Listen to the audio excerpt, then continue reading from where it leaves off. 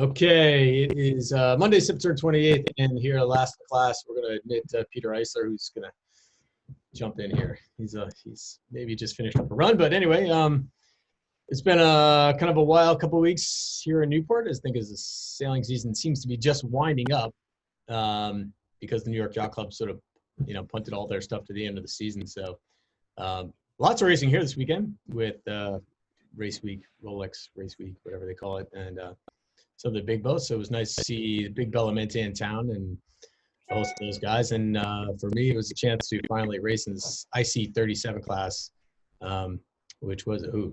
And so if anybody here has a chance to jump into it, you should definitely do so. And only fitting, I guess, the Commodore Culver won the event. So it seems only fair that Commodore wins the club. But with a well-sailed boat out of your town, Chris, Drew Freed's, right? The Pacific Yankee. Exactly. Putting a good show. Taking out the fleet in one start. Yeah, it was a good one. Which resulted in a little bit of a funny thing where Commodore Culver and his team Blazer was able to file. They were part of the pileup at the start, and then was able to file and then was granted redress for the following three races that they sailed with patch over the side of the hull somewhere under the water. So interesting, but yeah. So the racing was close and tight, and people were none the happy to beat up on each other. So it's good sailing, and resumes this week, I guess, with their national championship. So let me I'll give you a little taste of my scene on board real quick, and then we'll get to go around the world here before we get to let's see. Well, I was able to join. Can you see it okay? I'm going to close this up. Yeah. Commodore Lotz and his team on Arethusa as a spinnaker trimmer for the first time. So it was interesting to sail a boat that's always at, I guess anywhere between 16 and 18 meters heel is fast, and a spinnaker takedown system, which was new to me, which seems to come with its benefits and complications. That's true, huh, Ed? Oh yeah, you want to get those right, but that's magic when you can count on it and use it, to get that last couple of lengths into the bottom mark. Well, here's sort of a quick after a good. So Commodore Lotz, this is his program. His son Doug was driving for the weekend. It was his first one design start, and man, the guy's not afraid to put the boat in some pretty tight spaces. So it was an incredible starter. It was good. So I think we had a good one here, and just a taste of what it's like to listen to our Commodore tactician, who was outstanding for the weekend. Sorry, nice job defending. Very good on Yep. Words.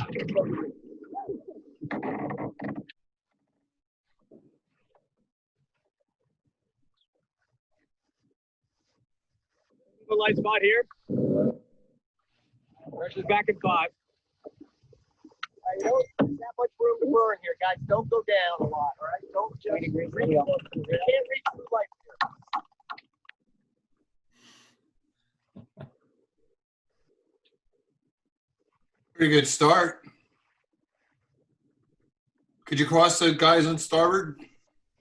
I cannot remember. My job was to look out window and look for breeze, so I wasn't looking around. But I love the Commodore's advice to the kid. Just can't reach through life here. So, but it was good. No, you probably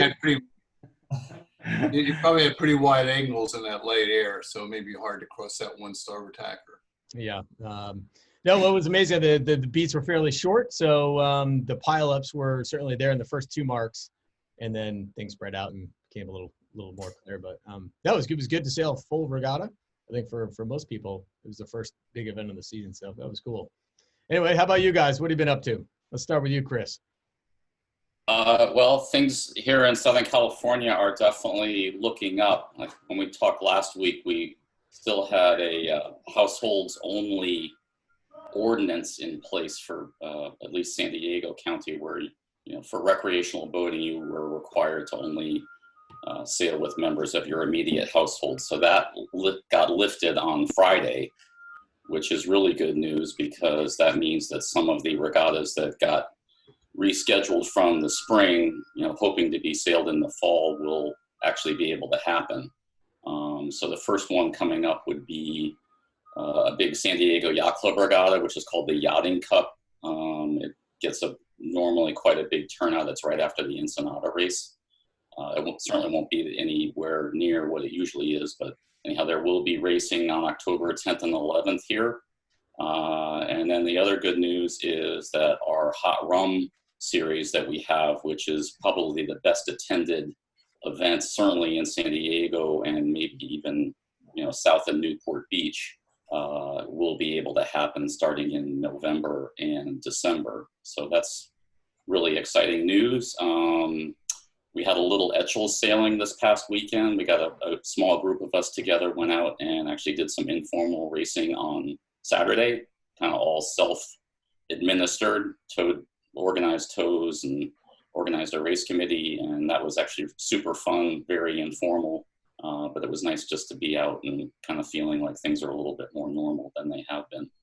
So all good news. Things are definitely looking up. Maybe we're starting to turn the corner a little bit, and lots of optimism running around here. So all good. How are the coaching gigs? Coaching gigs are few and far between at the moment, but they're, you know, interest is definitely picking up. You know, there's going to be a bunch of sailing. There's a bunch of sailing scheduled for the winter in Florida, and hopefully all that's going to take place. And, you know, we're still looking forward to the J70 Worlds, which will be here, you know, about in next August. And there should be a lot of training going on later this winter and spring, you know, in Southern California. So, you know, again, lots of good stuff to look forward to, and, you know, onward and upward. All good. Great. Yeah, I think one of the great things about this IC37 thing is they had Greg Fisher as, I guess he's, you know, for hire for the class, but Right. how cool it is to have him come up alongside after the race, give you a little bit of, you know, a little insight, and then doing nightly Zoom debriefs with whatever team wants to join in every night. So I thought it was really cool. Very, very good as a class, and certainly good model for everybody. Yeah, I'm actually doing a little clinic coming up here in a couple of weeks here in town we have a fairly active soling fleet. You know, the boats are older, but their folks are enthusiastic, and we're going to do, instead of having, you know, getting together before the event at the yacht club, we're going to do actually the chalk talk part of it will be the evening before via Zoom, and then we can do the debrief by Zoom too. So that'll be good. Yeah, it was great. Excellent. How about you, Jonathan? You're up early on the coast as well. What's cooking in Seattle? Yeah, it's the smoke has cleared and it's a beautiful day here. We had our Tasar North Americans was this last weekend here in Seattle. So that was our big event for the year, and kind of a precursor to the Tasar Worlds, which are coming to Seattle next year. So it was a little bit of a dry run for that. So we sailed longer courses and out into the real open water of Puget Sound. We had a windy day on Saturday and a lighter day yesterday. So it was a great mix of conditions.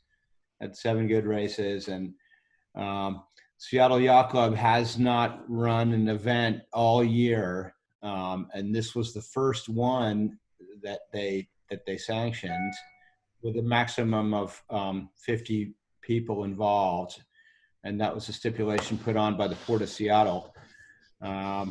So we had 22 Tasars and 6 race committees, so that put us right at 50, and it was awesome to just have a real race like that, and you know, keeping score.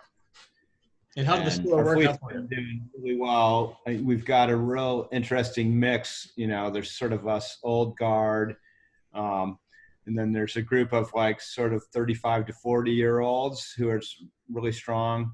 And then the biggest part of our fleet is sort of the ex-collegiate sailors that have been looking for something to do. So people in the 20 to 25-year-old range, that was probably half of our fleet. So it's really cool to see those younger sailors, you know, finding a way to go sailing that's kind of similar to what they did before, but obviously a lot more technical. And almost all the boats are boyfriend, girlfriend, or husband, wife. So that's super cool too. Yeah. You mentioned how's the availability of Tasars nowadays? Are you got a builder? Yeah, there is a builder. So some of us have bought new boats. There's also some availability of older boats. A lot of them are just in people's garages or in the weeds. You know, there's 3,000 boats around the world. So you can find them, and they usually need a little bit of work. But that's one of the cool things is there is a way to get into the class for pretty cheap. You mentioned you sell longer courses. Is that to prep for the Worlds or just to get out in the open ocean? Both. Yeah. I mean, it's, you know how it is. You do your little training and then you actually go to the Worlds and it's like 3 long races and you're like, oh my God, I forgot how hard this is. So we tried to simulate that a little bit. So 45-minute races, which is not super long, but you know, when it's blowing 20 knots, it's long enough. And how'd you do? We were second. Jay and Lisa Renahan won, and we also sailed well, and we're happy to get second. Hey, There's always a Zoom kitty. That's our cat's name, Skipper. Oh, Skipper, there you go. All right. Well, welcome to the Zoom, Skipper. How about you, Ed? What have you been doing down there now that the Florida fall has arrived? Hey, well, Florida has had some big news this week. You know, a little bit ahead of Southern California, I guess. We have opened up everything. So, you know, bars, restaurants, hotels, stores, it's all available now. You know, hopefully that'll go smoothly. But, you know, the state's been doing a good job with that sort of stuff. And we see no slowdown of activity on the water. Although it is still summertime, we still have tropical storms going by, and you know, we still have long days of you know, plenty of warmth. Our first cold front's coming through day after tomorrow, and we're all excited about that. It looks like great breeze coming up for the next weekend.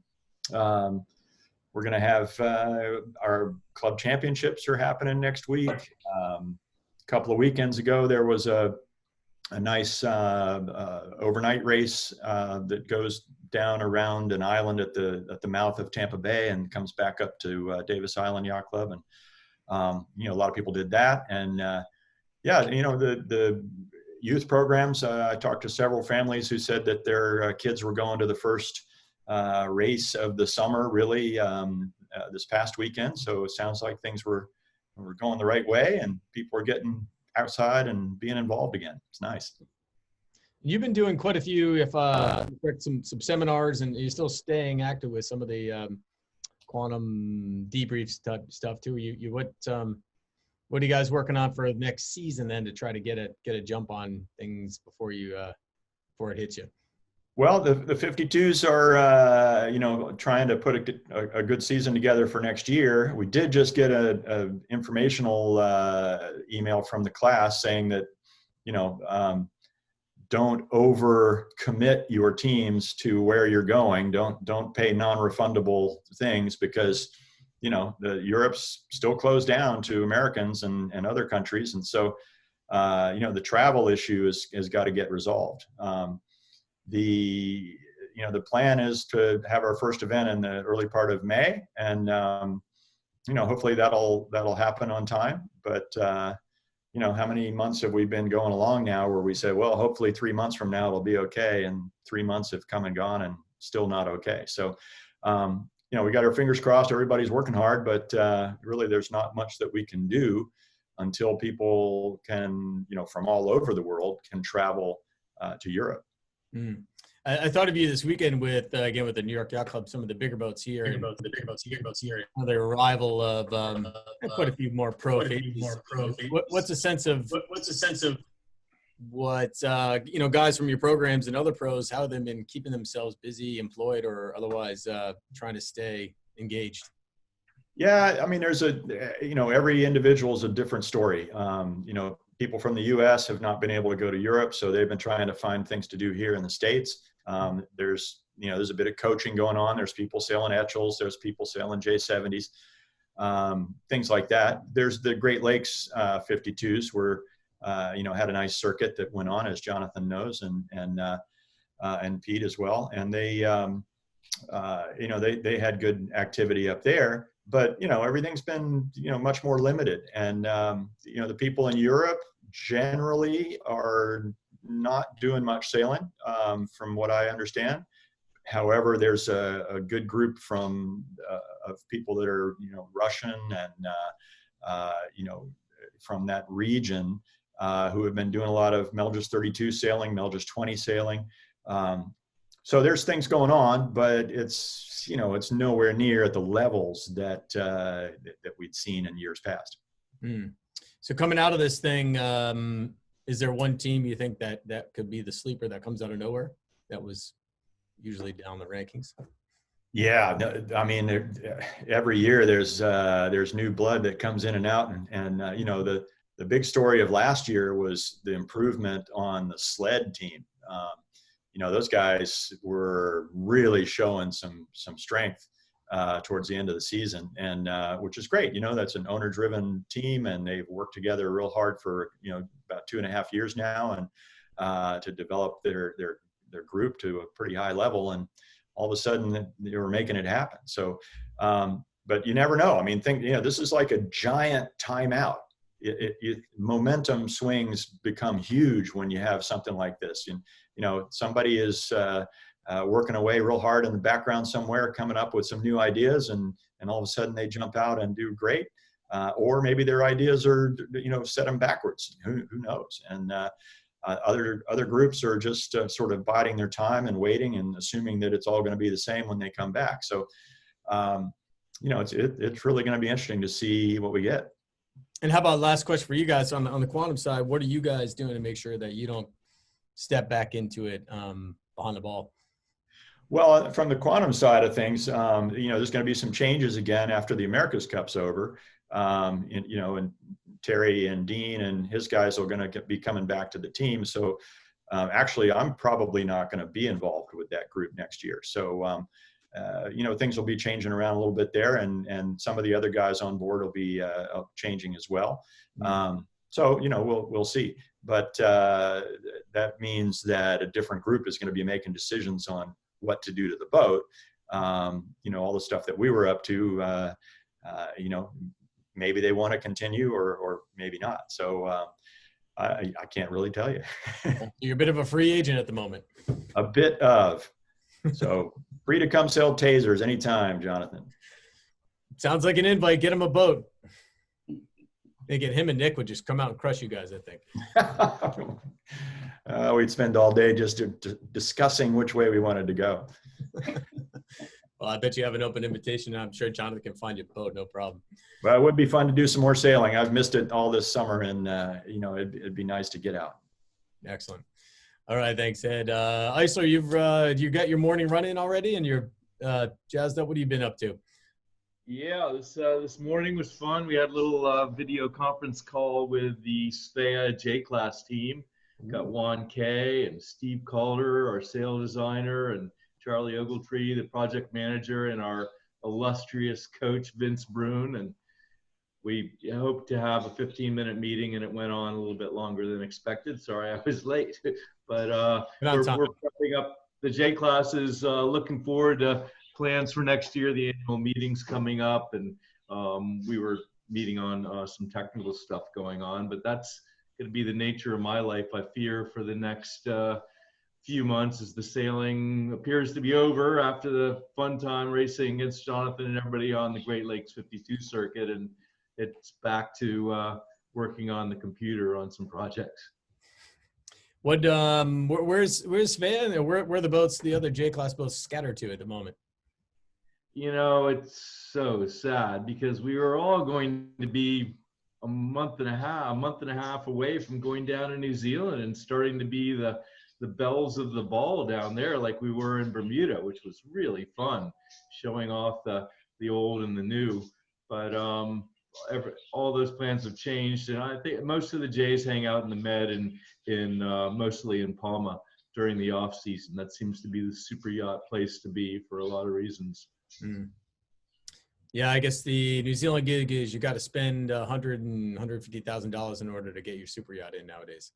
I think that's the deal. You got to come down and get a lot of work. So make the work list long.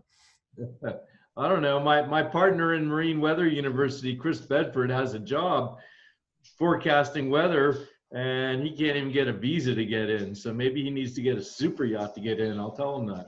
Super yacht and a lot of money. Yeah. Yeah, so he'll be doing the forecasting from home then, I suppose. Yeah, he's still hoping to get down, but luckily I finally have him off the hook. We completed, it was 4 months of hard work, mostly on his part, in creating the curriculum, but we did our last recording a little over a week ago, and I'm really proud of what he did, but he has a bit more free time to work on other stuff now. Yeah, it seems, at least for most on the media side, very quiet out of New Zealand in terms of what's really going to happen, and in terms of broadcasts and action and access and all this kind of stuff. So Gary, you probably handle on this. What do you know is happening in terms of how they're going to pull this event off come, I guess, the Christmas regatta being the first one? Well, the regatta is going to happen, and it is going to be on NBC Sports Network. It's unclear how deep into the series before they go and start doing their live. NBC's plan is to take the world feed and maybe augment it out of Stamford, Connecticut. That remains to be seen. But I'm confident that we are going to have a regatta. The unclear thing is, are there going to be any spectators? And if there are, where are they going to be able to watch from? New Zealand, to its credit, it's been pretty careful.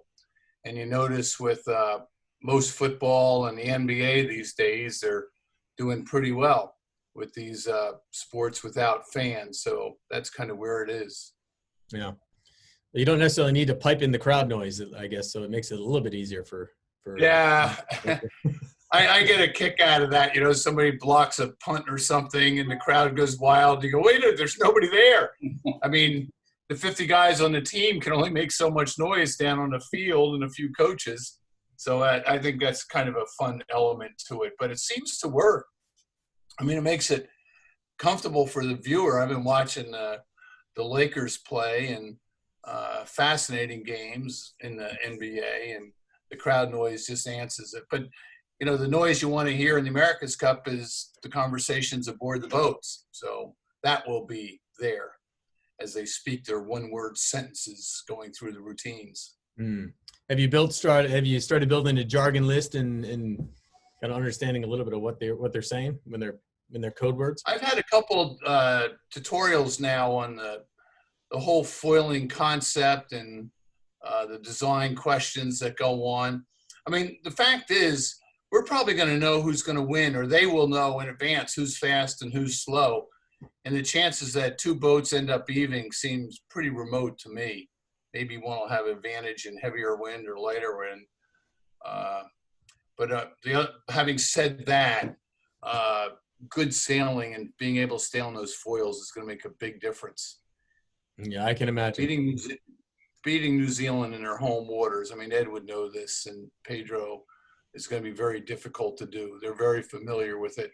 And they're out scrimmaging. I mean, we're seeing videos all the time. It seems every other day they're out there, and you can be sure they're analyzing each other, taking bearings and getting data off these boats. So they kind of know their performance for the first design.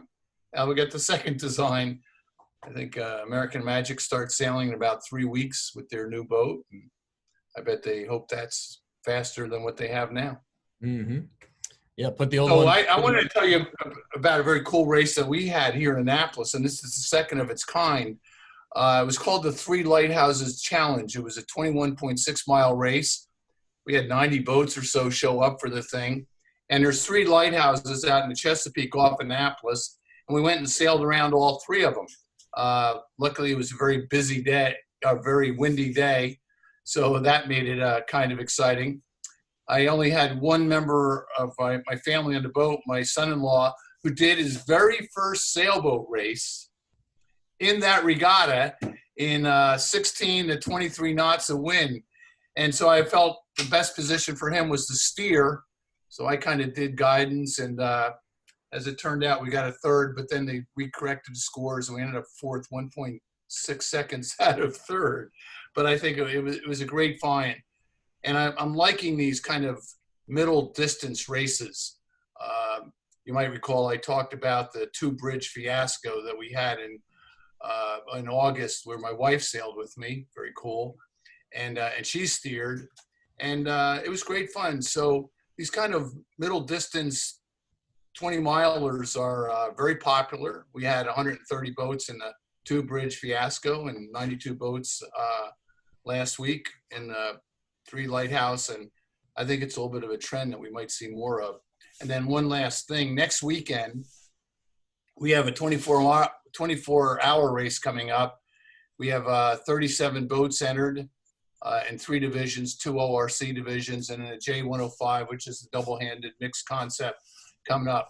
Last year we had 17 boats, and this year we have 37. So we're seeing growth in that area too. Thanks, Dave. Yeah. We just anecdotally had a conversation about that this morning about, how events can add these sort of double-handed events. And I think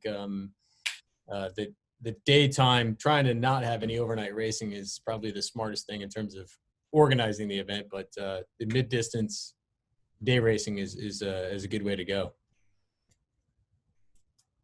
Anybody agree?